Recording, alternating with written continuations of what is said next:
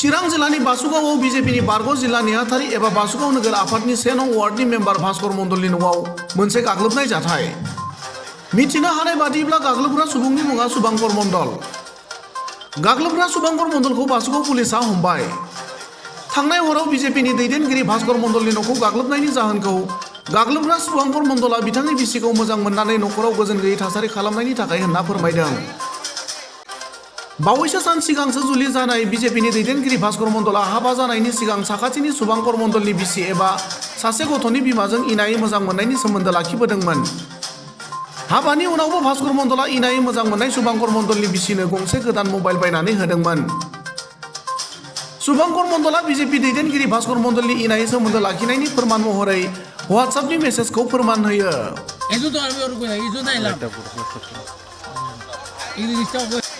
हाबा जानायनि उनावबो भास्कर मण्डलआ शुभांकर मण्डलनि बिसिखौ नोंखौ जोबोद मोजां मोनो, आं जिउ फोजोबना लागोन बायदि मेसेज हरनायनि बाथ्राखौ फोरमायो शुभांकर मण्डलआ।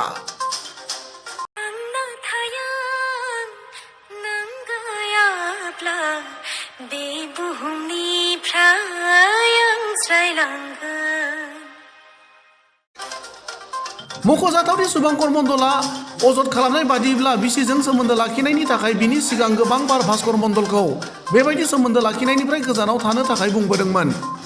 नाथाय मोजां मोननायाव बोदोर जानाय भास्कर मण्डलआ हाबानि उनावबो शुभांकर मण्डलनि बिसिजों इनायै सोमोन्दो लाखिबोदोंमन। होबथासेयावबो फिन मैया भास्कर मण्डलआ शुभांकरनि बिसिनो मेसेज खालामनायखौ नुनानै रागा जोंखांनाय शुभांकरआ गावनि बिसिखौ हमना लाबोनानै बिजेपि दैदेनगिरिनि न'आव दोनफैयो आरो रागा जोंखांनाय शुभांकर मण्डलआ बिजेपि दैदेनगिरि भास्कर मण्डलनि न'नि मुवा बेसादफोरखौ खहा खालामो। बे जाथाया बासुगाव सोहोरनि सुभाष नोगोराव गोमोनाय थासारि लाबोयो। না ভাই তুমি এই বিজেপি নেতা এই ভাস্কৰ মণ্ডলৰ ঘৰত তুমি কিয় ভাঙচুৰ কৰিছা, কিয় বা? ভাঙচুর মানে ওই খালি জ্বালাই থাকে আর কি। হ্যাঁ হ্যাঁ কি যে ঘটনাটো কি, কিহৰ কাৰণে আপুনি তাৰ ঘৰত এনেকুৱা কৰিলে? কিহৰ কাৰণে তাৰ ঘৰত খালি জ্বালাই থাকে? কেনেকুৱা কেনেকুৱা মানে মই সুইচাইড কৰিম।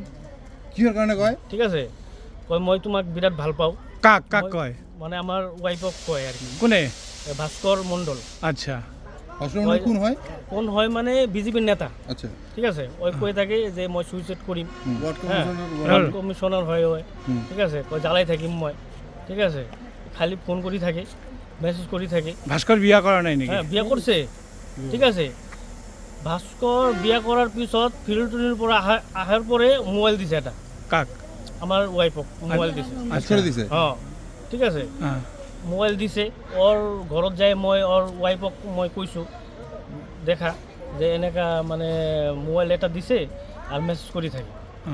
ঠিক আছে, মই ওয়ার্নিং দি আহিছোঁ। তাৰপিছত আবার আজি কৰিলোঁ। তাৰমানে কি তোমাৰ ওয়াইফৰ লগত আগৰে পৰা ভাস্কৰৰ সম্পৰ্ক আছে নেকি? আগৰ পৰা মানে আগৰ পৰা কথা থাকি মানে ফেচবুকৰ পৰা লিংক হৈছিল। ঠিক আছে, কথা পাতি আছিল আগৰ পৰা।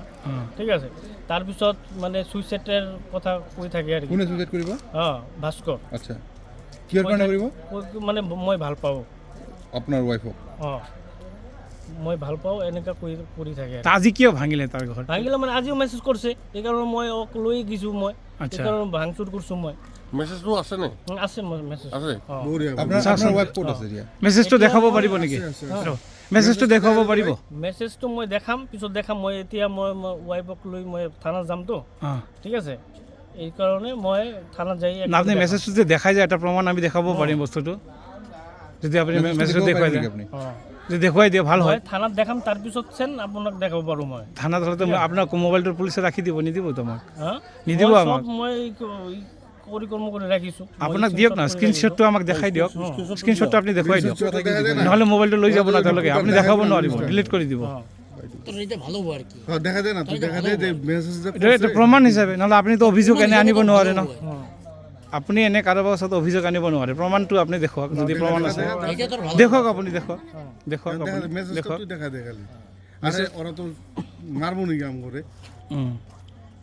না না, মিঠুন দামার বললো যে থানায় যা। না না, মোবাইল